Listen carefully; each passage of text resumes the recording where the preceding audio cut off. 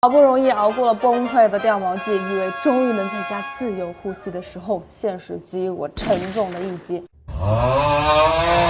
果然，养猫人一年四季都别想好过，更别提我自己就是一个掉毛怪，毛发呢像钢丝球一样缠在吸尘器上。朋友说让我试试戴森，说用着很香，但价格嘛，所以我转头就入了个1000多的平替，用了段时间，简直香迷糊了。美的空间站吸尘器 Q9有个独创的全链路防蝉系统，能咔咔切断毛发，吸再多的猫毛也不用担心会堵。230瓦的大吸力，乱撒的猫粮、猫砂、零食碎屑，只要一遍全部带走，再加上这个广角绿光辅助，犄角旮旯里看不见的灰尘毛发通通原形毕露，打扫起来跟玩消消乐一样，好解压。它还自带工位上班，用完直接放基站充电，随时用随时满电。这么一套放家里整整齐齐又干净利落，关键是清理完这成杯干净的，我都怀疑自己刚刚打扫了吗？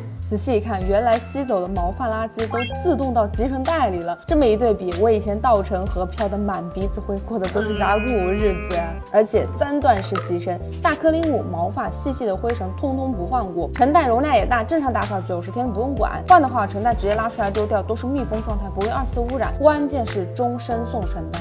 贴心了，家里有毛娃的吸尘器真的得买，综合性价比，美的这个才1000多，香到不行。Nice。